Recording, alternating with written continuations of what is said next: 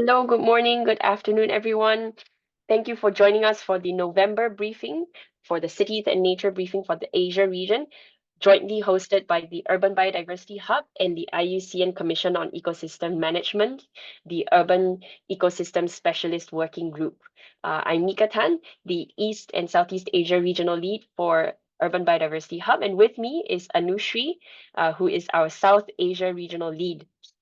Today, we will have a very short, brief session for all of us, but lots of updates with lots of global happenings around the world. And we want to hear from you about happenings in Asia.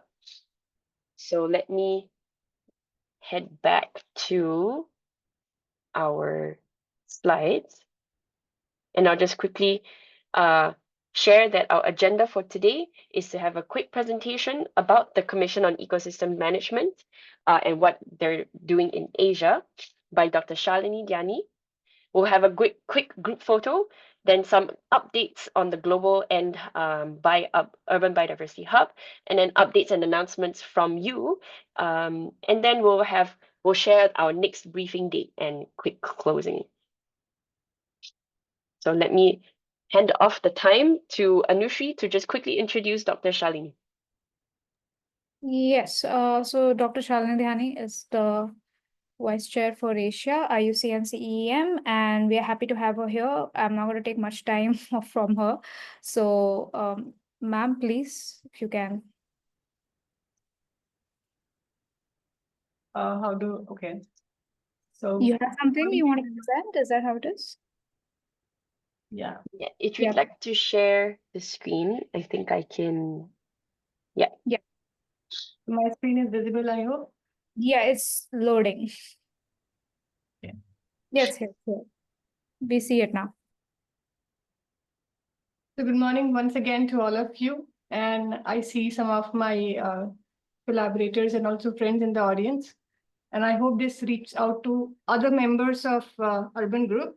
The time allocated to me by Anushri is quite small, just 7 minutes. So I'll just run through the presentation because I wanted to share what IUCN CM Asia regional networks are doing for last almost 1 year. What are the key priority areas, and briefly on what urban work we have been doing basically largely in India and some of the neighboring countries. So giving a brief to all those who are not aware, this is the present statistics of membership that you see in this table. So we are around, so first of all, before we go into these details, we have basically Southern Asia, Eastern Asia, Central Asia, and Western Asia, and also Southeastern Asia, that is part of the Asia regional network. And in this, the largest group of membership comes from South Asia, 431. And even among them, India is one of the biggest member countries. And then Southeast Asia having 50, West Asia 75, Northeast Asia 50, and Central Asia 41. So if you can see the previous numbers, the membership is growing for Commission on Ecosystems Management in Asia, and Asia is one of the biggest contributor of members to the larger group of CEM, CEM Commission on Ecosystem Management. I'm presently one of the members of also steering committee and also representing Asia and some of the other focal groups. So IUCN CEM Asia Regional Network is also represented by some of the regional leads. So in South Asia, we have Dr. Dipu Sivadas from India and Dr. Sushila from Nepal. From West Asia, we have Tamir and Saima from Saudi Arabia. From Central Asia, we have Mahdi and Saima from Iran. From Northeast Asia, we have Namuli from South Korea and Professor Dong from China. Southeast Asia, we have Ronakon from Thailand and Dr. Siti from Malaysia. So this is briefly the leadership. And if you can see the focus area for Asia, those who know Commission membership, we have different regional network and as well as some of the specialist groups also. And in these specialist and ecosystem groups, we have some of these core areas that are focus areas for Asia. So ecosystem restoration, of course, for last almost 5 to 7 years, we have hugely focused on nature-based solution. And now for last 3 years, we are focusing on red listing of ecosystem, mostly in natural, for example, mountains, then also in the coastal areas. And then mountain ecosystem is one of the priority areas. Urban ecosystem, again, a growing interest area, and a lot of members are working in this sphere. Coastal and marine ecosystem-based approaches for disaster risk reduction. I think this is one of the oldest group where members have been contributing. But not to miss a huge task force of CEM is of people, of members who are below 35 age group, and these are young professional network. And I think there's a huge scope of increasing more members to contribute to the Commission on Ecosystem Management. So the major activities that we handle as leads is, first of all, we should have more membership growth in the region so that the concern of ecosystem conservation can be shared, and capacity and skill can be developed, especially by recruiting more young professionals. And then we have a lot of intergenerational and indigenous partnership with a focus on red listing of ecosystems, NBS, restoration, coastal and marine, cultural practices, ecosystem governance. So these are some of the relevant themes we are focusing on. Ecosystem health assessment, NBS, and restoration approaches are where multi-stakeholder participation is happening. And these are the three main areas we are focusing. And then, of course, forest specialist group lead are also based in Asia. Adaptive agriculture, restoration, urban green spaces, coastal and mangroves are where more contribution are coming from. So we work more on designing customized approaches through training and capacity building by webinars. Some of these translation of international documents, for example, for NBS, we translated it presently in almost 9 Asian languages, and it's due for release sometime very soon. And now we are also coming up with some NBS short videos for regional capacity building. And then we are also involved in having ongoing partnership and involvement with IUCN Country and Asia Office initiative. So this is briefly what we are doing in the region in terms of what Commission on Ecosystem is and how we are contributing to the vision and mandate of the Commission. But coming back to the relevance of your theme, I think urban growth is one of the important areas for Asia. We are fast growing region in terms of urban growth. So some of the studies that we have done in the region are, for example, we all know that urban green spaces are the last refuge of biodiversity.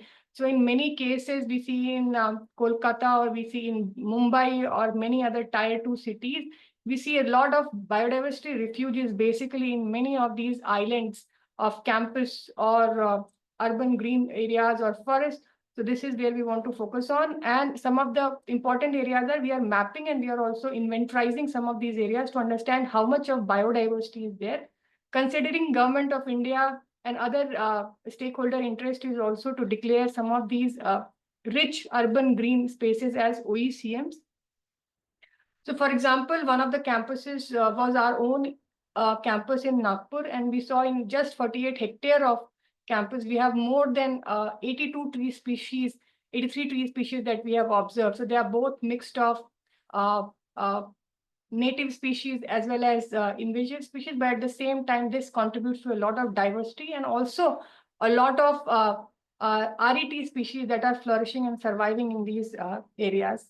So not only that, I think the biggest supporting services that are provided by these campuses is also not only trees that they grow, but also a lot of these smaller biodiversity elements that thrive on these trees. For example, understanding tree health and how microhabitat support is given by biodiversity by these forests, by these trees and other associate species.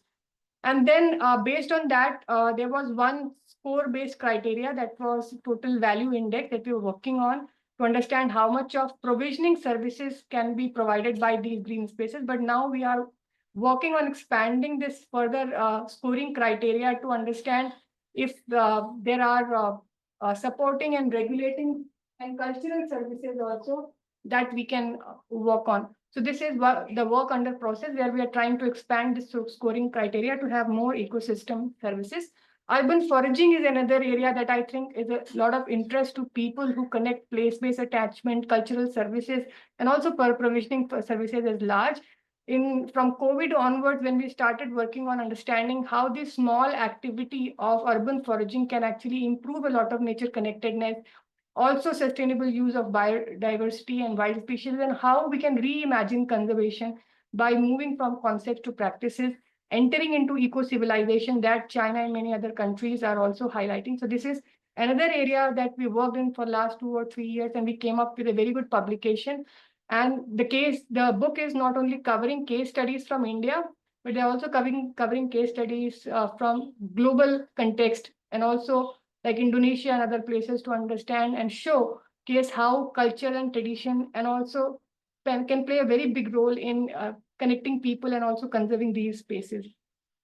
During COVID, we also observed that home gardens can play a very big role in actually moderating the relationship of people who were staying at home and also facing a lot of anxiety and mental psychological stress. So we also observed that actually psychological benefits can also be increased if we have more green spaces around it. So this was one of the studies that we did.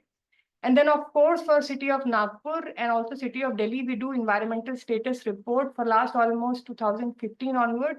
And we study different parameters, and biodiversity and urban green spaces is one of them.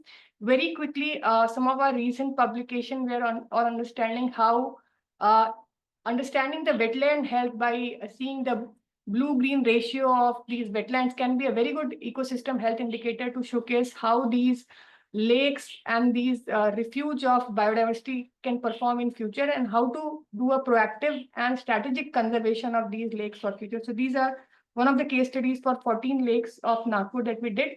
And then, of course, we also try to understand the demand-supply gap of these green spaces, because as per WHO and also urban guidelines by Government of India, there is a certain area of green space per capita that is allocated. So based on that, we try to look to the distribution of large, medium, and small gardens across the city. And basically, the access is more to public green spaces. So how these public green spaces are fulfilling the requirement of urban residents. So we saw that travel to access benefits and accessibility is two important criteria to ensure that people are getting the kind of livability and benefits from the green spaces around them. So based on that, when we try to understand, we saw that per capita urban green space across different zones of Nagpur is actually, and this is not just for Nagpur, if you see different cities across India and many parts of Asia also, this is quite compromised. While the largest and the best green space zone is 2.32 meters square per capita, whereas the least is 0.27. And this is quite compromised if you see the criteria and guidelines that are put up internationally and nationally. So this is one of the key highlights that I would like to showcase here. And then we also try to speak to almost 1,500 people around, spread across about 100 wards of the city. And we found that people also have very much understanding and about the green spaces and how healthy these green spaces are. So based on that, we ranked this entire city into red, green, and orange zone. So basically, green zone, that those are the zones according to people that are good in terms of greenery and they get the benefits. Whereas Z zones are the one that have almost depleted green spaces, and that's where municipal corporation requires to work. Whereas orange zones are somewhere midway, but not in very healthy conditions. So that are also the areas where budgetary allocation has to be done to ensure these green spaces are conserved. Now, white zones are the one that we couldn't survey because of COVID and other restrictions. So basically, if you see, larger population has a divide in terms of access to green spaces, where people think that they are satisfied. About 50% people think they are satisfied with the green spaces across the city, whereas there are another 50% who say they're not very satisfied with the green spaces. And this also means that people think that their green spaces are not able to address the air pollution and urban heat island concerns of the city. So this study is coming from Tier 2 city, but I'm sure for Tier 1 and cities of India, the situation is even more bleak. We also tried to look to city biodiversity assessment of Faridabad and Nagpur. So while Faridabad we did with 23 criteria and indicators, for Nagpur we did it on 28 criteria and indicators. So while there is some information on native biodiversity and ecosystem services that can be ACEs, there is still a gray area that is called as governance and management of biodiversity. Now, we have insufficient understanding of how much budget every year is allocated and how much is honestly being used on ground to ensure that these green spaces are protected or conserved, or people are involved, and how much efforts are there to ensure that the projects are not just projects but are making change on the ground. We also started looking to see this important new area where Cecil from University of British Columbia have given this rule of 3 decent trees visible from home and at least 30% of tree canopy in the neighborhood and 300 meters of distance from a park that is required to have a healthy and livable city kind of scenario. So while we come to cities of India and Asia, I think they are even more dense and congested. So if you see, while people say that most of these people see 3 trees from their household, but the tree canopy distribution according to remote sensing and GIS exercises, we found that there is a disparity. There is again certain areas that are very green and certain areas that don't have sufficient greenery. And again, most of the people who we questioned were people who said that they were having sufficient distance of within 300 meters. And I'm sure because these people are coming from well-to-do background who are working in offices, so they were able to have their household near these areas. But I think one of the limitation is if we talk to people living in slum areas and people who are below poverty line, I think it's very, very important to understand their concerns in this context. So urban planning and city design is something that can play a role in prevention, support, and promotion of wealth, health, and well-being. And there has to be a very important link between urban design and urban human health. This is quite missing in our context and many other South Asian countries. We came up with this interesting publication in 2020 and later in 2022 on urban focus, where these two concepts are very much highlighted at Western level. But I think roots of these nature-based solution and blue-green infrastructure still lies with local case studies. And if you can find a lot of such case studies scattered across, but the only problem is scaling up and ensuring they are taken up and more application happens across.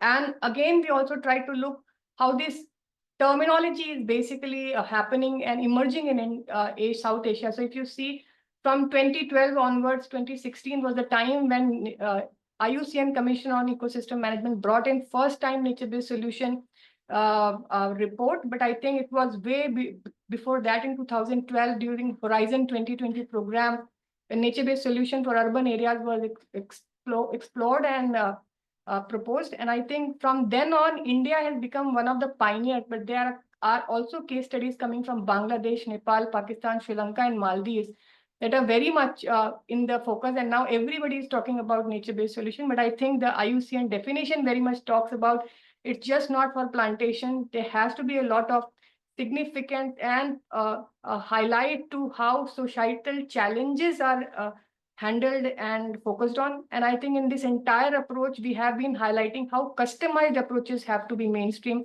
It's just not one t-shirt fits all approach. I think that's where commission members have to spread this message forward. So these are two of the important work where we wanted to actually see the city of Dehradun in north and also Nagpur, how ward-wise we can see the changes can be implemented and improved. So now it's up to the policymakers and also bureaucrats to understand such publications are coming up and how they can take this up forward for implementation. Exploring the factors shaping urban green spaces and how nature future framework can be implemented and integrated in this entire process where people cannot be actually separated and at the same time development cannot be stopped. So there is a way we can actually try to balance having both natural and as well as developmental concerns in mind. And I think with the development going ahead from horizontal to vertical level, I think now we have more high rises coming up. It's important that our more efforts have to be understanding how to understand that disparity can be reduced and more green spaces can be planned in this concern. So this is briefly covering on what we have been doing for last more than 3 to 5 years on urban context. And if there is something, I'll be really happy to answer. Thank you Thank you.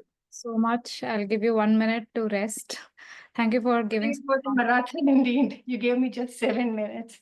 Yeah, but I think you did a very good job, ma'am, and you have a lot of experience and it's showcased in your presentation. So yeah, if there are any quick questions to as a rebuttal, otherwise we can take these questions later. Yeah. There's one question. I think we only have time for one question. So go ahead, ma'am.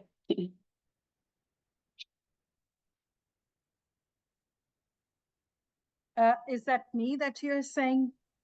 Yes. Swayam. Okay. Just very quick. Thanks, Shalini. That's very informative and very, and I think it's a short time, but I would like to hear more about this. Very quick question. Are these studies already shared with the urban planners or with the district administration in these two cities? And what was their feedback or what was their response to these studies? Thank you.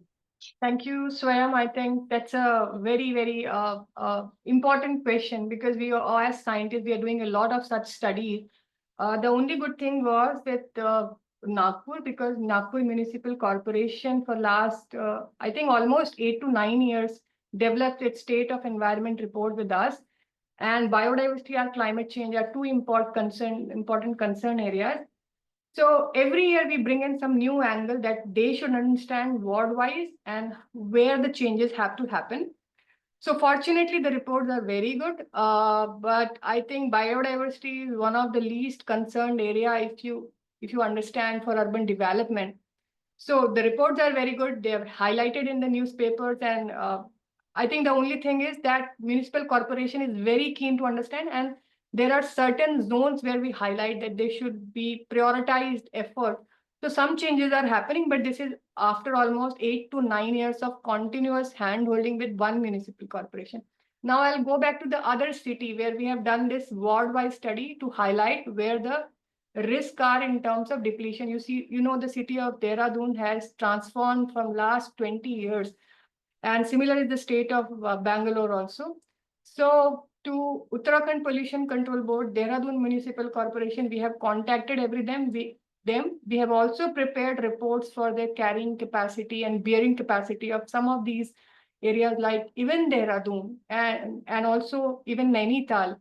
But most of these reports are under decision, pending the decision under the Honorable High Court. I think that's where the delay has happened. But I think the Asian urban areas, especially in South Asia, are in such a complex situation. I mean, even if you ask the researchers, I don't know where and how this is going to make this shift, because the shift has to come from people also. It's not just government, because as much as we have highlighted the services, there are even more disservices that people are now considering.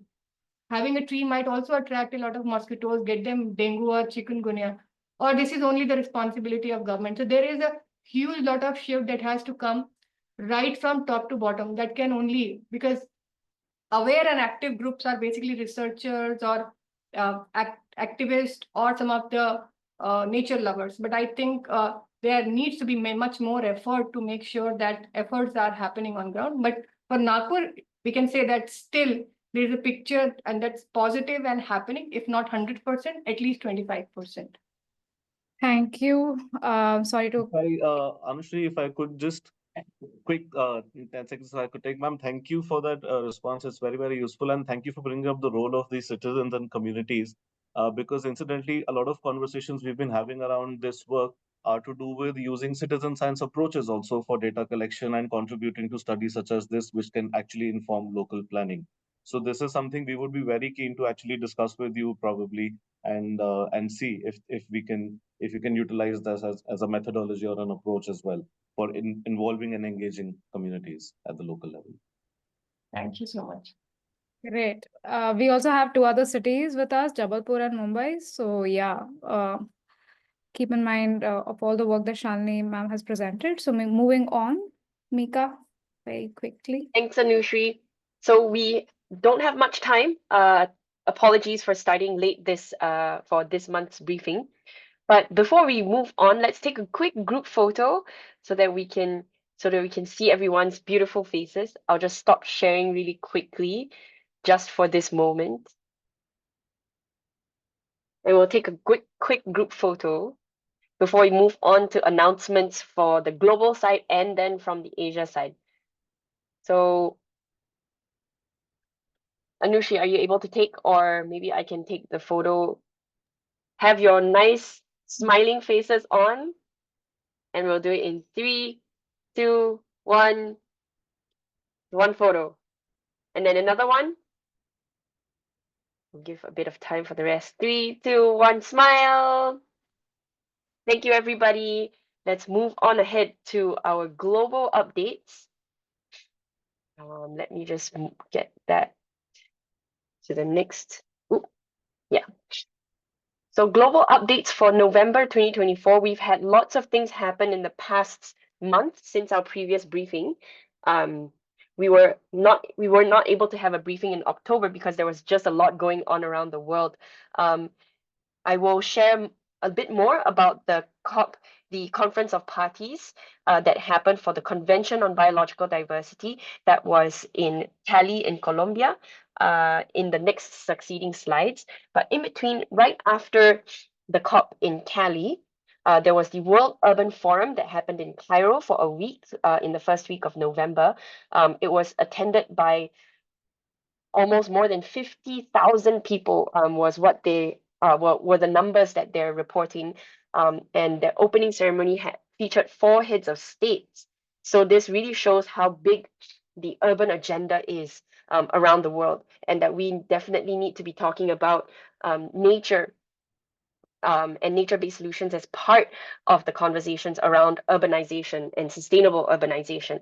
So here's just sharing one of the sessions that happened about green infrastructure and nature-based solutions in built environments. The links will be shared along with the slides towards at the end of the session in our newsletter. So more announcements, job openings. ICLEI is hiring all across their offices globally. So if you are looking or you know of people who are looking, you can definitely check out their link. ICLEI is the network of local governments worldwide.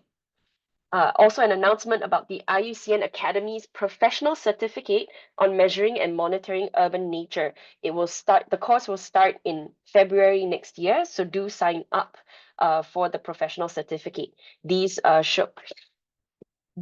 showcase your ability to, in this case, use the IUCN's urban nature indexes as a way to measure and monitor nature in urban spaces.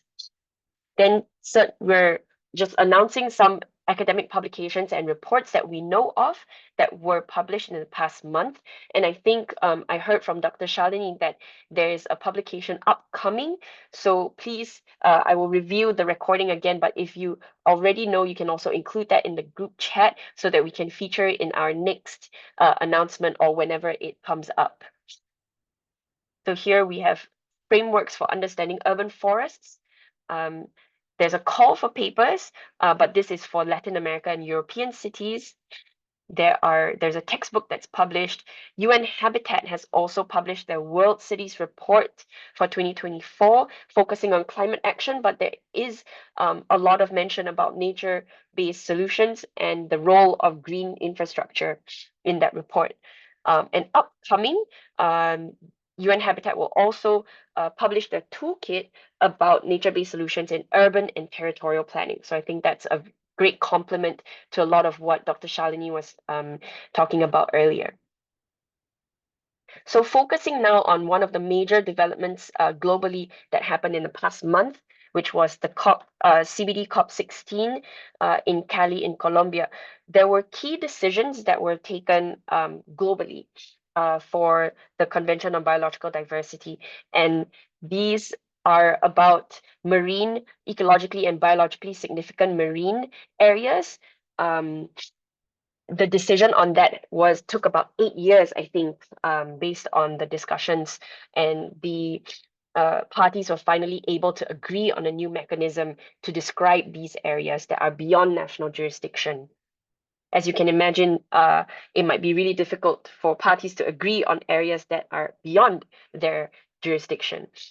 Biodiversity loss and climate change have also gotten much more, their profile has been elevated much more at this COP with a new decision to promote synergies in both biodiversity and climate policy instruments. I'm very sure that many of your cities care a lot about climate and climate resilience, but the connection with biodiversity cannot be overlooked. And there was also a subsidiary body, a specific body that's been established by a decision at the COP on participation of indigenous peoples and local communities in the convention.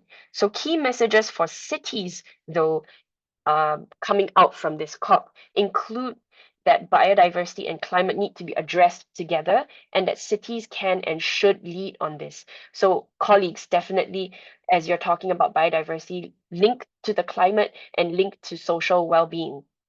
I think Dr. Shalini has shown a lot of that through the papers that she was talking about. There's also a lot of discussion around the 30 by 30 target, which is about protecting 30% of the world's lands and seas by 2030. And we also saw a similar approach of 3 trees and 30% canopy coverage and 300 meters within walking distance to a park. So three seems to be the magic number for people to remember. Lots of talk and discussion about nature positive approaches and nature-based solutions.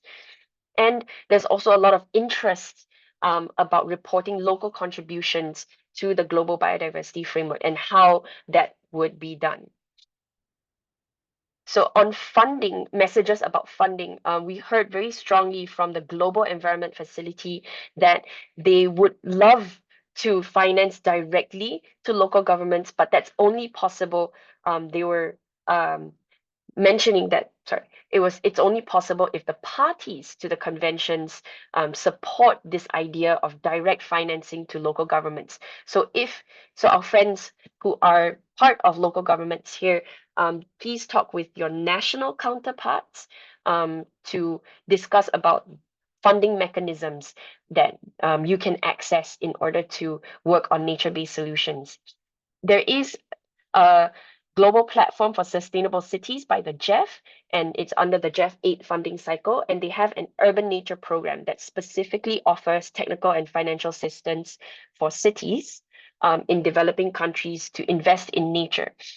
And you can click on the link there when we share the slide deck to find out more information about this. The province of Quebec in Canada was the first subnational government to make a contribution to the Global Biodiversity Fund, the Global Biodiversity Framework Fund, the GBF fund, of $2 million, which is not small. So we also see the power of subnational governments now working together with national governments to make sure that biodiversity becomes a priority. UNEP also has reports on nature financing that might be of interest, and we will be sharing links to all of these reports in our newsletter following this meeting, this briefing. Some special announcements that were announced at the COP include a new platform by ICLEI called Regions with Nature. They had a Cities with Nature platform, and now they're working on incorporating subnational governments as well. So Regions with Nature. Journeys for Life is a special cities and species, migratory species initiative by the Convention on Migratory Species. The Wetlands Convention also has a wetland city accreditation scheme. So we see many of the conventions, the multilateral environmental agreements, having an urban, more and more of an urban outlook and interest in engaging cities and urban spaces in their work. There's also the Berlin Urban Nature Pact, which is an ICLEI initiative that builds on the Edinburgh process that happened 2 years ago for COP15. And ICLEI also launched a publication, From Agreement to Action, implementation progress by subnational and local governments.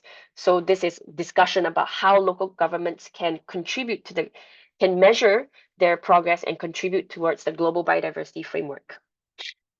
Then the Finance for Nature in Cities report was mentioned earlier. So we want to move. So that was what I had coming from the global side of the updates. And I understand that right now there is also COP29 for the UNFCCC, the United Nations Framework Convention on Climate Change. So what I explained to you earlier was for the Convention on Biological Diversity, and the sister convention for climate change, I think is more commonly known, is having their Conference of Parties right now in Baku in Azerbaijan. So if you have colleagues who are there and would like to share updates about that in the next December briefing, we would be more than happy to welcome those updates at our next briefing. So we only have about 5 minutes left to share some updates from attendees. And I know that Anushree, we have at least two announcements, I think, that people would like to make. So Anushri, please go ahead. You have 2 minutes. Sure. Thank you. Urban Biodiversity Hub has recently been awarded a project by IUCN, wherein we are developing urban nature-based guidelines, nature-based solutions guidelines. So we're going to be lookout for experts for this consultation that we are planning in the second week or third week of January. So we will reach out to you. But if you know someone and if you are that expert who we should reach out to, please feel free to contact me. I look forward to your email. I think next we have Dr. Sopani. Yeah. Yeah. Who Hi, will good morning, about her everyone. project. So I'm Yeah. Dr. Shopuni. I am associate professor at Geetham School of Architecture, and my interest lies in the assessment of the urban biodiversity using City Biodiversity Index. And recently, we are trying to team up with UB Hub and explore the opportunities of applying the UNI also in Indian cities. Indian cities are mostly using the CBI. So we have three proposals in mind. One is for the city of Hyderabad, the comparative analysis of the UNI and the CBI, and see how it can contribute to the preparation of the LPSAP for the city. One is a comparison of only the UBI and CBI for the cities in India, three cities mainly, maybe Nagpur, Delhi, and Kolkata, who have their CBI done. We can explore the UNI.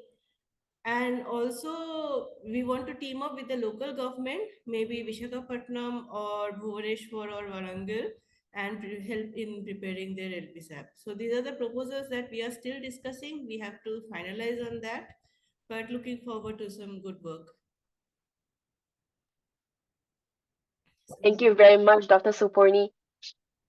And now we would also welcome any other attendees to share announcements if you have, or any upcoming publications that are in their works, or if you'd like to seek collaborations from amongst the community.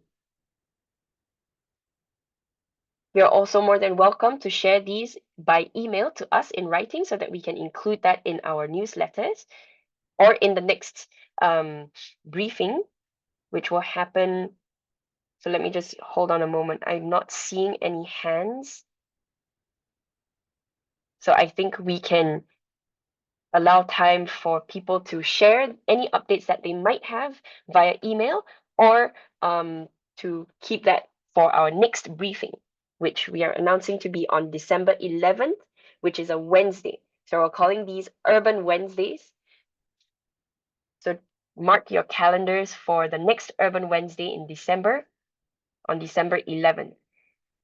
And we're also would like to announce that we have a new briefing time. We're shifting the briefing a little bit later so that we can, because we're welcoming our colleagues from West Asia into these Asia cities and nature briefings.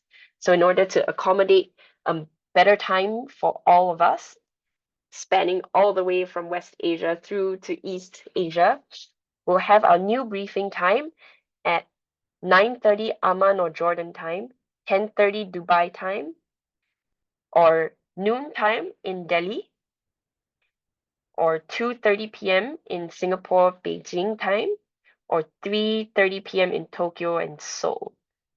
So mark your calendars there. We'll also be sharing the link to register so that you can already have an automatically generated event in your calendars. And I mentioned before, if you have colleagues at COP29 in Baku right now, we'd love to get updates from them to share at the December Cities and Nature briefing. So thank you very, very much for joining us. We're keeping these briefings short, and apologies once again for the mix-up with the online meeting link this time. We'll make sure that next time it's going to be very clearly on Zoom. And if you have any photos of your city, we may feature it in our next briefing. So feel free to email us and join us again and build this community for Asia. Thank you very much. Thank you. Thanks, everyone. Thank you. Great to see all of you again. Yep. We'll see you next week. No, not next week. Sorry. We'll see you next month. Bye. Bye-bye. Bye-bye.